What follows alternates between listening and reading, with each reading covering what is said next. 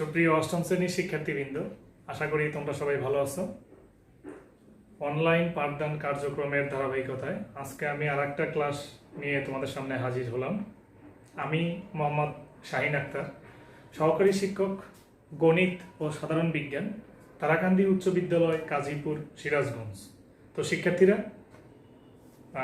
অষ্টম শ্রেণীর শিক্ষার্থীরা, তোমরা আজকে সাধারণ বিজ্ঞান বিষয়ে রাসায়নিক বিক্রিয়া এই অধ্যায় ৭৬ পৃষ্ঠা, তোমাদের কাছে যদি বই থাকে তোমরা বই বের করতে পারো, সাথে খাতা কলম রাখতে পারো। তো শিক্ষার্থীরা, শুরুতেই আমরা কিছু সংজ্ঞা একটু জেনে নেই। যেমন যদি বলা হয় যে পদার্থ কত প্রকার, পদার্থ হচ্ছে দুই প্রকার, একটা হচ্ছে মৌলিক আর একটা হচ্ছে যৌগিক। এই দুইটা শ্রেণীতে পদার্থ ভাগ করা হয়েছে। মৌলিক পদার্থ কতটি? এ পর্যন্ত মৌলিক পদার্থ আবিষ্কারের সংখ্যা হচ্ছে ১১৮টি।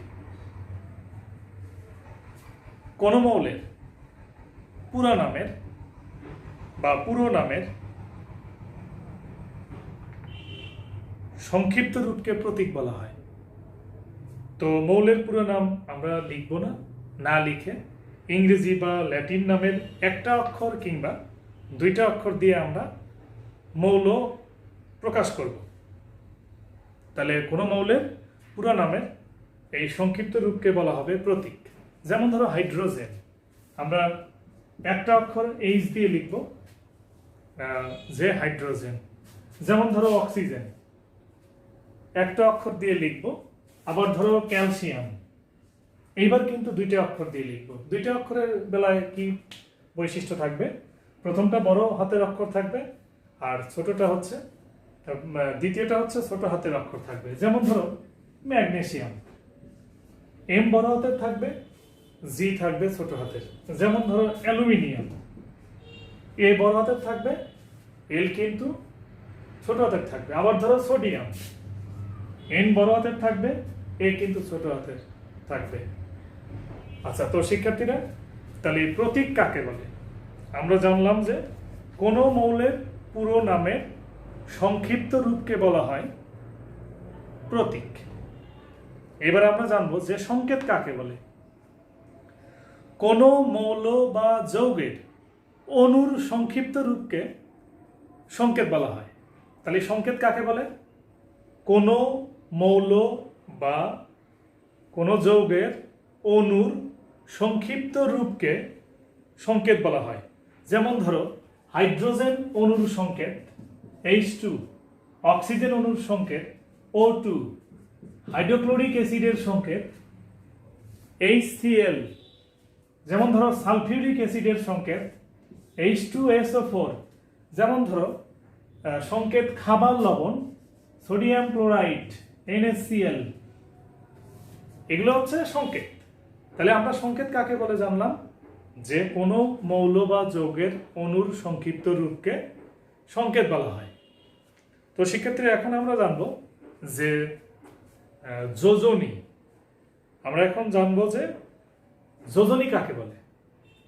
কোনো মৌলের যোজনী হলো ওই মৌলের একটা পরমাণু কয়টা হাইড্রোজেন পরমাণুর সাথে যুক্ত হয় তার সংখ্যা। তাহলে শিক্ষার্থীরা, যোজনী কি? যোজনী হলো ওই মৌলের একটা পরমাণু কয়টা হাইড্রোজেন পরমাণুর সাথে যুক্ত হয়েছে তার সংখ্যা হচ্ছে যোজনী। তো শিক্ষার্থীরা, তোমাদের কাছে যদি বই থাকে ৭৭ পৃষ্ঠায় একটা ছক দেখো, একটা মৌল যৌগমূলকের যোজনী এখানে দেওয়া আছে। আমি তোমাদের একটু বই থেকে দেখানোর চেষ্টা করছি, তোমরা এখান থেকেও তোমরা দেখতে পারো।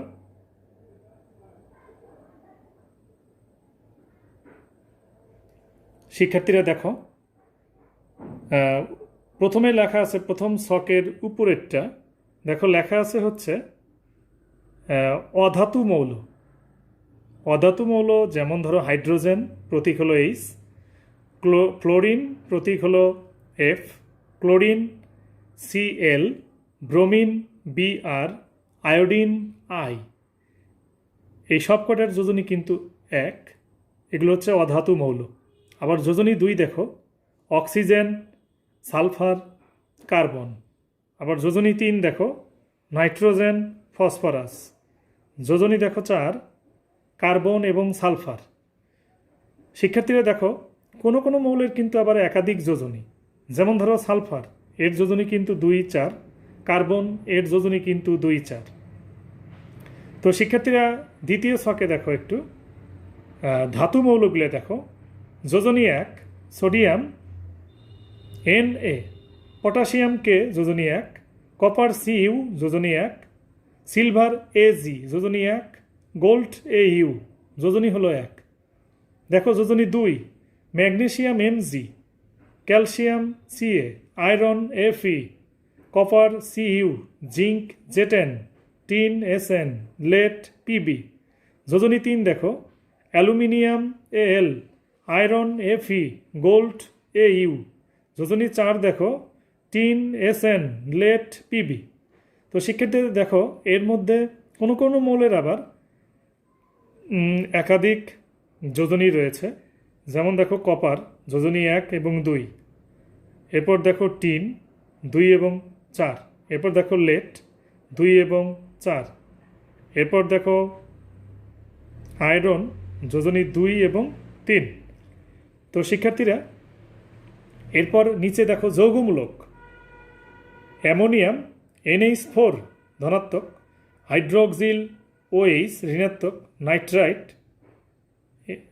নাইট্রাইট NO2 ঋণাত্মক, নাইট্রেট NO3 এটাও ঋণাত্মক। যোজনী সবগুলোর কিন্তু 1 এবং হাইড্রোজেন কার্বনেট HCO3 এটাও ঋণাত্মক। এরপর যোজনী 2 দেখো কার্বনেট CO3 2 ঋণাত্মক, যোজনী 2, সালফাইড SO3 2 ঋণাত্মক, যোজনী 2, সালফেট SO4 2 ঋণাত্মক, এটাও কিন্তু যোজনী 2। এরপর দেখো যোজনী 3 ফসফেট PO4 3 ঋণাত্মক দেওয়া আছে, যোজনী হলো 3। তো শিক্ষার্থীরা তোমাদের এই অধ্যায়টা তোমরা ভালোভাবে যদি আয়ত্ত করতে চাও তাহলে কিন্তু এই ছকটা তোমাদের কিন্তু মুখস্থ থাকতে হবে। এই ছকটার উপরে তোমার রাসায়নিক বিক্রিয়া, অ্যাসিড, ক্ষারক, লবণ, পরমাণুর গঠন, এই 3টা অধ্যায় কিন্তু এই ছকের উপরে নির্ভর করবে। তো শিক্ষার্থীরা দেখো এরপর আমরা দেখব যৌগমূলক বা র্যাডিক্যাল। এটা বলতে কি বুঝো? এই যে সালফেট, কার্বনেট, নাইট্রেট, অ্যামোনিয়াম ইত্যাদি পরমাণুগুচ্ছ এগুলা স্বাধীনভাবে থাকে না। কি হয়, মৌলিক পদার্থের পরমাণুর মতো যৌগ গঠনে এরা অংশ নেয়। এ জাতীয় পরমাণুগুচ্ছকে বলা হয় যৌগমূলক বা রেডিক্যাল। তো শিক্ষার্থীরা এখানে আরো আছে দেখো আণবিক যৌগের আণবিক সংকেত লেখার যে নিয়মগুলা, এখানে দেখো আণবিক সংকেত আমরা 3টে নিয়মে লিখব। 1, যৌগে উভয় মৌল বা যৌগমূলকের যোজনী একই হলে এক্ষেত্রে সংকেতের যোজনী লেখার প্রয়োজন হয় না, শুধুমাত্র মৌল কিংবা মূলকগুলো পাশাপাশি লিখলেই চলে। যেমন ধরো ক্যালসিয়াম অক্সাইড, ক্যালসিয়ামের যোজনী 2, অক্সিজেনের যোজনীও কিন্তু 2, সমান সমান হওয়ার কারণে আমরা এখানে কিন্তু লিখব না।